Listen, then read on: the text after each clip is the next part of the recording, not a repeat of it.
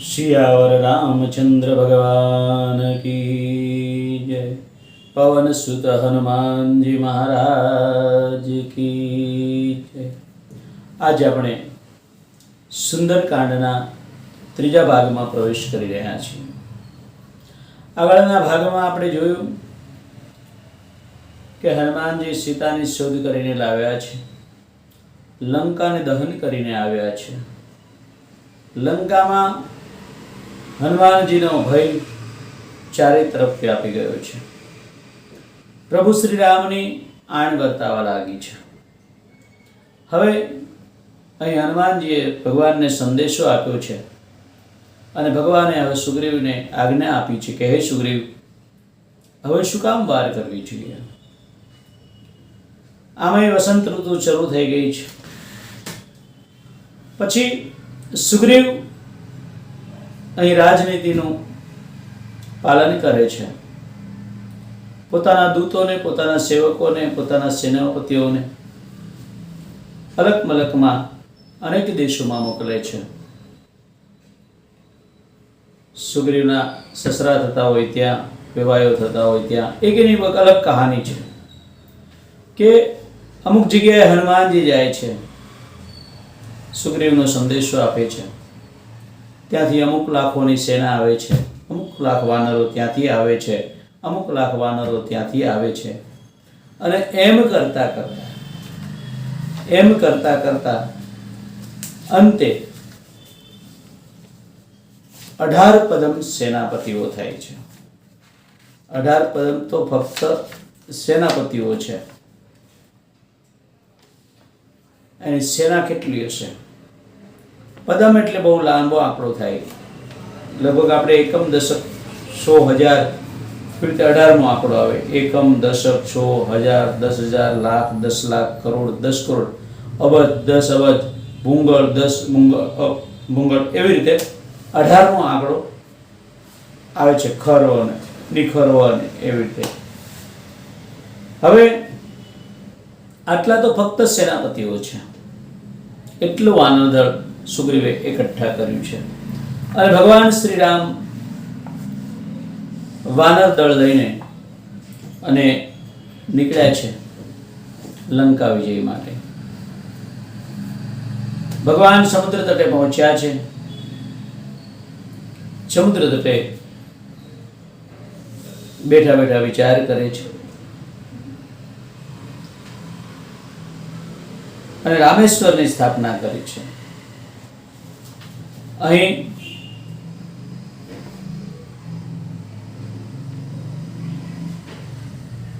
રામેશ્વરની સ્થાપના કરી સેતુ બાંધી અને સેતુ પાર કરી સુબેલ પર્વત ઉપર મુકામ કરે છે। સેતુ પાર આટલામાં સુંદરકાંડ પૂરો થાય છે, પણ પછી લંકાકાંડ શરૂ થાય છે। પણ વચ્ચે વચ્ચે જે મોતીઓ આપ્યા છે એનું આપણે વર્ણન કરીશું કે લંકામાં જ્યારથી હનુમાનજી લંકા વાળીને ગયા ત્યારથી રાક્ષસો ભયભીત રહેતા કે જેનું દૂત આવું કામ કરી જાય છે એનો સ્વામી કેવો હશે? જેના દૂતના બળનું વર્ણન કરી શકાતું નથી, એ સ્વયં નગરમાં આવશે તો કેવી હાલત થશે?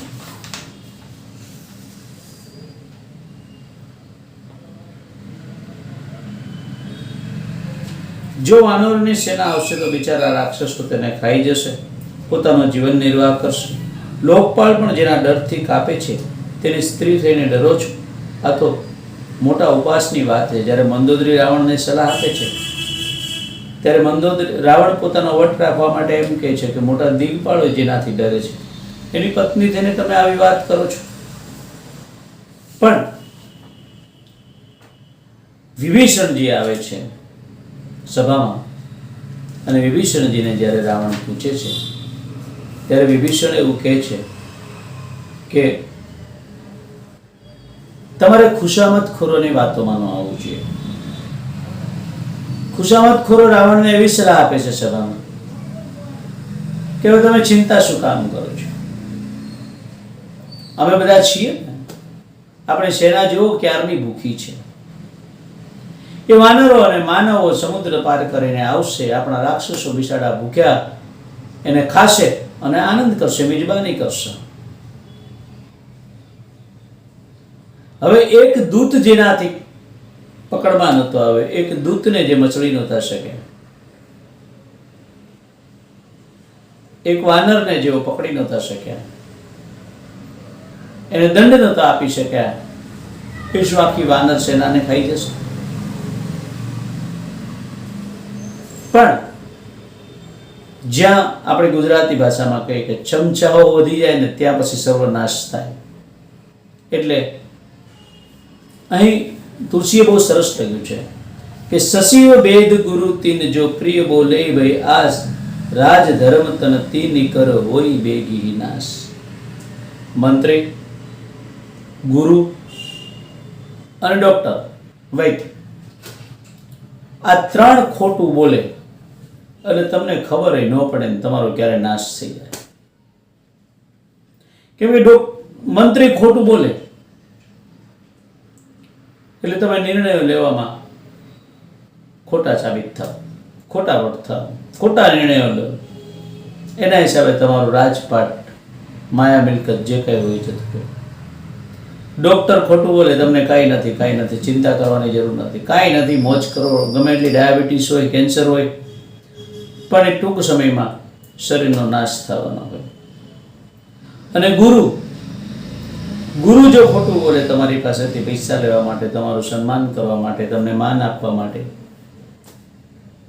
તો સમજો કે તમારો આ જન્મારાનો નાશ થઈ જશે, તમે વિખાઈ જશો, તમારા આત્માનું કલ્યાણ ક્યારેય નહીં થાય. એટલે રાવણને માટે પણ એ જ સંયોગ અહીંયા ઊભા થયા છે.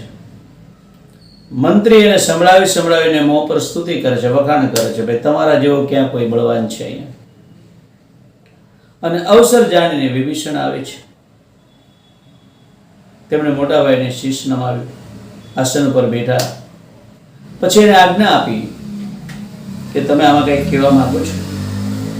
એટલે વિભીષણે કહ્યું કે હા, જે મનુષ્ય પોતાનું કલ્યાણ, બહુ સરસ લખ્યું છે, જો આપન ચાહે કલ્યાણા સુજ સુસુમતિ શુભ ગતિ સુખ નાના સો પર નારે લીલાર ગોસાઈ તજ ચૌથી કે ચંદ કિનાઈ. જો તમારે પોતાનું કલ્યાણ જોતું હોય, જો આપણે આપણું કલ્યાણ ઈચ્છતા હોય, જો આપણે જગતમાં સુયશ કમાવો હોય, જો આપણે આપણી મતિ સુધારવી હોય અને આપણી જાતને, આપણા જીવનને શુભ ગતિ આપવી હોય, જો આપણે અનેક પ્રકારના સુખો ભોગવવા હોય, તો સો પર નાર લીલાર ગોસાઈ, તો ભૂલથી પણ પર સ્ત્રીનું કપાળ જોવું નહીં. તજઉ ચૌથી કે ચંદ કિનાઈ, એને ચોથના ચંદ્રમાની જેમ તજી દેવું. જેમ લોકો ચોથનો ચંદ્રમા કલંકિત માને છે ને એમને સામું જોતા નથી, કેમ કે એના પર શ્રાપ છે ગણપતિનો, એ કથા લાંબી છે, પણ એને જોતા નથી. એવી જ રીતે પર સ્ત્રીનું કપાળ જોવાનું છોડી દેવું છે, એનું કપાળ સામું જોવાય નહીં, ટૂંકમાં પર સ્ત્રી સામું જોવું નહીં. સુજ સુસુમતિ સબ કે ઉર રહી નાટ પુરાણ નિગમ અસ કહી. બધાની અંદર સારી મતિ અને કુમતિ હોય છે, સારી બુદ્ધિ હોય છે ને ખરાબ બુદ્ધિ હોય છે. પણ પુરાણ અને નિગમ આવું કહે છે, પણ આપણે હંમેશા આપણે સારી બુદ્ધિ હોય એનો જ વિકાસ કરવો જોઈએ, કુબુદ્ધિને ડામી દેવી જોઈએ. વિભીષણ કહે છે કે 14 ભવનનો એક પતિ છે, આ સ્વામી છે, એ પણ જીવોથી વેર કરીને રહી નથી શકતો. 14 ભુવનનો એક જ સ્વામી હોય. અચ્છા, મારી બોલવામાં થોડી મિસ્ટેક.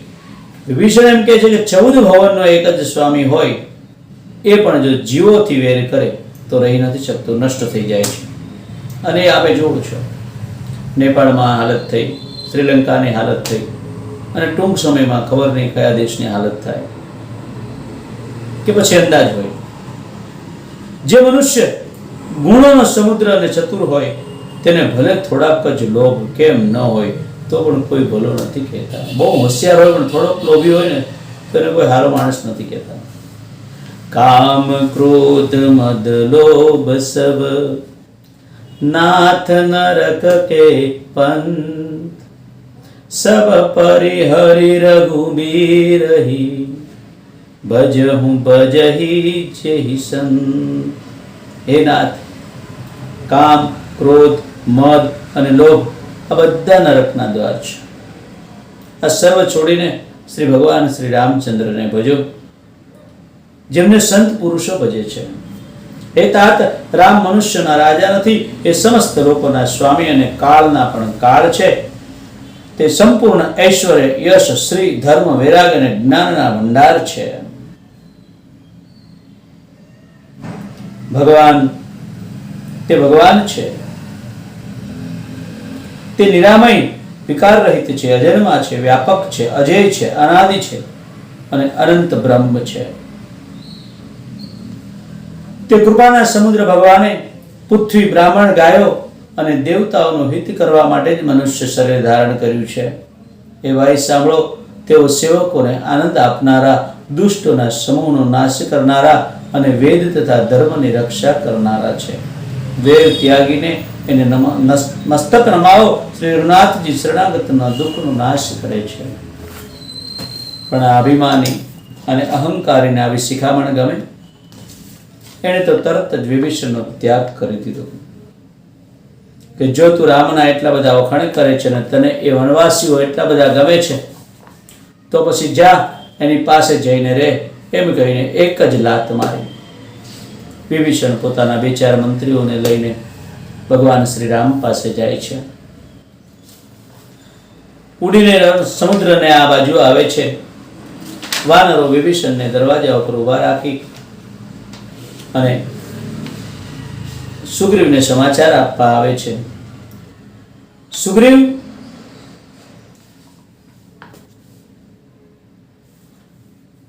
ભગવાન શ્રી રામને સમાચાર આપે છે. એટલે રામ સુગ્રીવને પૂછે કે સુગ્રીવ, તારું શું કહેવું છે? એટલે સુગ્રીવ એમ કહે છે કે ગમે તેમ તોય તે દુશ્મન દેશમાંથી આવે છે, રાક્ષસ છે અને મહારાજા રાવણનો ભાઈ છે. એ ભલે શરણાગતનું નામ લઈને આવતો હોય પણ મારું માનવું એવું છે કે એને બાંધીને રાખવો જોઈએ. આનો ભરોસો નહીં, દુશ્મનનો ક્યારેય ભરોસો ન કરાય. પણ ભગવાન શ્રી રામ કહે છે કે વાત સાચી છે, તમારી નીતિ પ્રમાણે તમારી વાત સાચી છે, પણ મારું તો પ્રણ છે કે શરણાગતે આવેલાને શરણે રાખવો, એમની રક્ષા કરવી. રહી વાત રાક્ષસોની, તો જ્યાં સુધી લક્ષ્મણ છે ત્યાં સુધી મને રાક્ષસોનો કોઈ ડર નથી, કેમ કે લક્ષ્મણ તેમને પળભરમાં જ તેમનો સંહાર કરી નાખે એમ છે, બાળી નાખે એમ છે, મારી નાખે એમ છે. આ બાજુ સંતજનો વિભીષણ કહે છે કે જ્યારથી રાવણે વિભીષણનો ત્યાગ કર્યો ત્યારથી તે અભાગ્ય થઈ ગયો. વિભીષણના ભાગ્યથી જ બધું. ઘણી વખત આપણા પરિવારમાં કોઈ એકના ભાગ્યથી જ બધું ટકેલું હોય છે અને એની જ ઘરમાં કદર ન હોય. જેના ભાગ્યથી ટકેલું હોય એની જ કદર ન હોય. જ્યારે તે જાય ત્યારે ખબર પડે. આ બાજુ વિભીષણજી સરસ મનમાં અવરખા જાગ્યા છે કે હું આજ ભગવાન શ્રી રામના ચરણ કમળોને જોઈશ, એમના ચરણ પાદુકાના દર્શન કરીશ, જેને ભરતજી સદાય મનમાં રાખે છે. આવા અનેક ઓરતાઓ પછી ત્યાં પહોંચે છે. ભગવાન કહે છે કે પાપીનો આ સહેજ સ્વભાવ છે, પાપી ક્યારેય મારી પાસે આવી ન શકે, મારી પાસે તો એ જ આવે કે જેને પસ્તાવો થયો હોય. શું કહે છે ત્યારે વિભીષણજી કહે છે ને કે હું પાપી છું. ભગવાન વિભીષણને પોતાના બાહુપાશમાં બાંધી લે છે અને સમુદ્ર અને પૂછે છે કે વિભીષણ તારે શું જોઈએ છે, બોલ. વિભીષણ કહે છે કે આપના દર્શન થઈ ગયા, હવે મારે કંઈ જોતું નથી, હું ધનભાગ્ય બની ગયો, હવે મારે કંઈ ઘટતું નથી. પણ ભગવાન કહે છે એમ મારા દર્શન કરીને મારા શરણે આવેલો કોઈ નિરાશ થતો નથી અથવા તો એમને કંઈ જાતો નથી. ભગવાન શ્રી રામ સમુદ્રનું જળ મગાવે છે, હાથમાં જળ લે છે અને વિભીષણને રાજ્યાભિષેકનું તિલક કરી દે છે કે આજથી તમે લંકાના રાજા છો.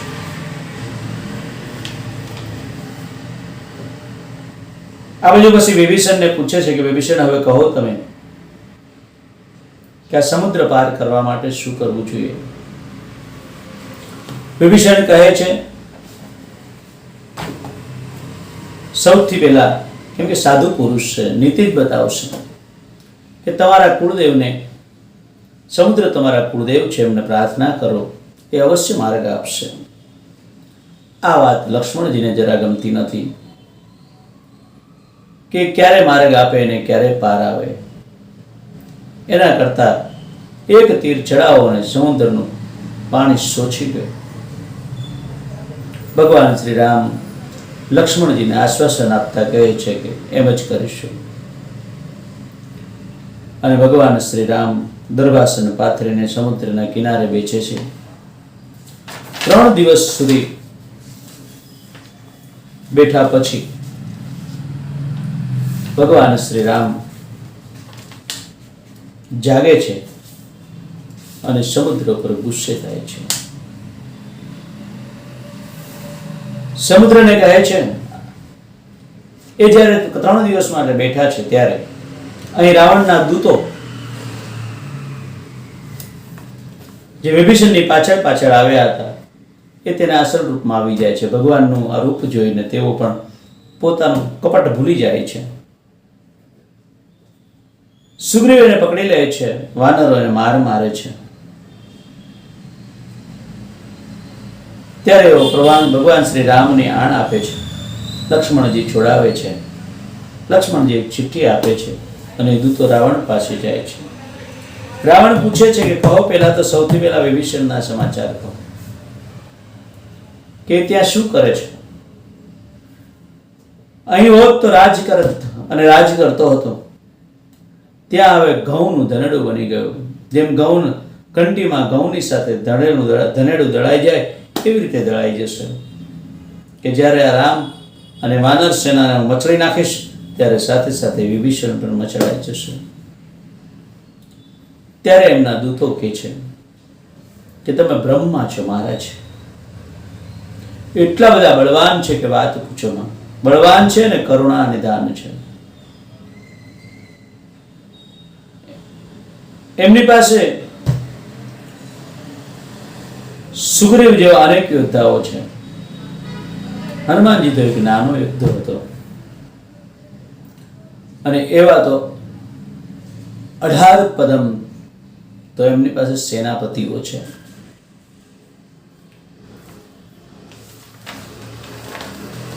પછી રાવણ એ બંને દૂતોને દંડ આપે છે અને દૂતોને દેશ નિકાલો આપે છે.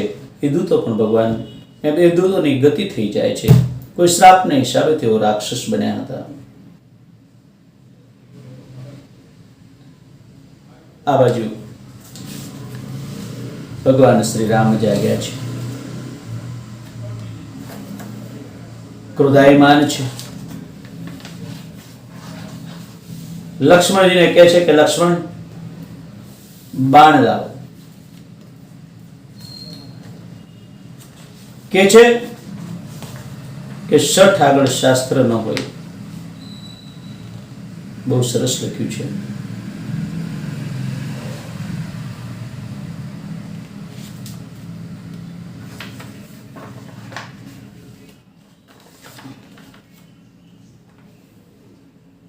कि विनय न मानत जल्दी जड़ गए 3 दिन बीती, बोले राम सकोप तब भय बिन होई न प्रीति।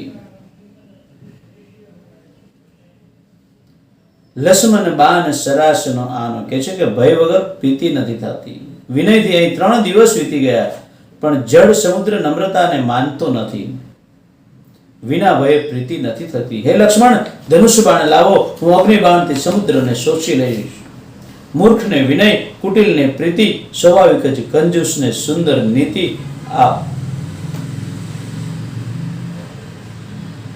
આ લોકોને ન હોય. મમતામાં ફસાયેલા મનુષ્યને જ્ઞાનની કથા અને અત્યંત લોભીને વૈરાગ્યનું વર્ણન, ક્રોધીને શમ શાંતિની વાત અને કામીને ભગવાનની કથા, આનું ફળ એવું જ હોય છે જેમ ખારા પાટમાં બીજ વાવવાથી થાય છે. અર્થાત ખારા પાટમાં બી વાવવાની જેમાં સર્વ વ્યર્થ જાય છે. આવું કહીને ભગવાને ધનુષ્ય ચડાવ્યું. હવે લક્ષ્મણજીને ગમ્યું. પ્રભુએ ભયાનક અગ્નિબાણનું સંધાન કર્યું, જેથી સમુદ્રના હૃદયની અંદર અગ્નિની જ્વાળા ઉઠી કે હમણાં સુકાઈ જશે. જો આ બાણ છૂટશે તો વાર નહીં લાગે. મગર, સર્પ અને માછલીઓના સમૂહ વ્યાકુળ થઈ ગયા કે હમણાં આપણો નાશ થયો સમજો. સમુદ્રે જીવોને બળતા જોયા ત્યારે સોનાના થાળમાં અનેક મણીઓને રત્નોને ભરીને અભિમાન છોડી તે બ્રાહ્મણના રૂપમાં આવ્યો. કાગભૂષુંડીજી કહે છે કે હે ગરુડજી, સાંભળો, ભલે કોઈ કરોડો ઉપાય કરીને છીછે, કાંટે પૈ કદરી ફરી ખોટી જતન કહું સિંચ, વિનય ન માન ખગેશ સુનું દાટે પૈ ન ઉનેશ. ભલે કોઈ ગમે એટલા ઉપાય કરીને છીશે, પણ કેળનું ઝાડ છે ને જ્યાં સુધી કાપો નહીં ને ત્યાં સુધી ફળ ન આપે. ગમે એવું થાય. એમ નીચ નમ્રતાથી નથી માનતો. નીચ કહેતા જે પોતાની વિચારસરણીથી હલકો છે એની વાત છે, જે મૂઢ છે એની વાત છે. સમુદ્રએ ભયભીત થઈને પ્રભુના ચરણ પકડ્યા અને કહ્યું કે મને માફ કરો, મારા અવગુણ મને નાશ માફ કરો. આકાશ, વાયુ, અગ્નિ, જળ, પૃથ્વી આ સર્વની કરણી સ્વભાવથી જળ હોય છે. મારો સ્વભાવ પણ જળ છે. પ્રભુ, મને માફ કરો. આપની પ્રેરણાએ એમને સૃષ્ટિ માટે ઉત્પન્ન કર્યા છે. સર્વ ગ્રંથોએ આજ ગાયું છે. પ્રભુએ સારું કર્યું કે જે મને દંડ આપ્યો, પરંતુ મર્યાદા જીવોનો સ્વભાવ, પરંતુ મર્યાદા પણ આપની જ બનાવેલી છે. ઢોલ ગવાર શુદ્ર પશુ નારી, સકલ તાડના કે અધિકારી. અમે બધા તો શિક્ષાને અધિકારી છીએ.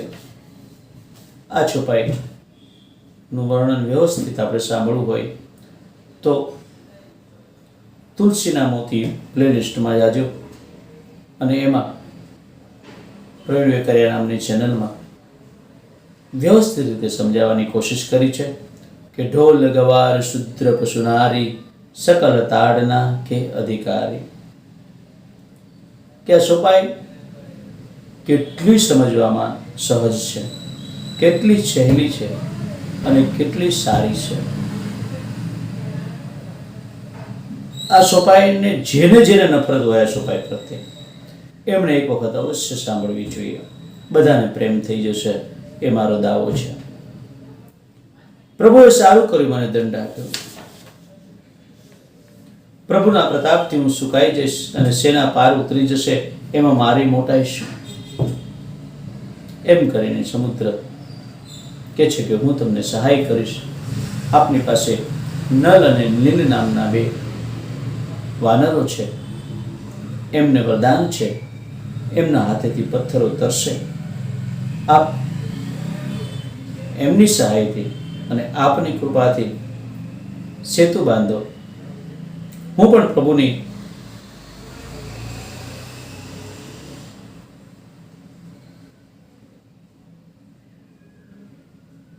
નાનપણમાં એમને ઋષિઓએ આશીર્વાદ આપ્યા હતા નલ નીલને. હું પણ મારાથી બનતી કોશિશ કરીશ, મદદ કરીશ. આમ ભગવાન શ્રી રામ સમુદ્ર બાંધ્યો છે, સમુદ્ર ઉપર સેતુ બાંધ્યો છે. શ્રી રામચંદ્રજીના ભારે બળ અને પૌરુષને જોઈને સમુદ્ર હર્ષિત થઈ સુખી થઈ ગયો છે. તેણે દુષ્ટોનું સમસ્ત ચરિત્ર પ્રભુને કહી સંભળાવ્યું. પછી ચરણોની વંદના કરી અને સમુદ્ર ચાલ્યો ગયો. એટલે કે ભગવાને કહ્યું કે આ તીર હવે ક્યાં છોડું? ત્યારે સમુદ્રએ કહ્યું કે ઉત્તર કિનારે રહેનારા પાપના ભંડાર દુષ્ટ મનુષ્યનો વધ કરો.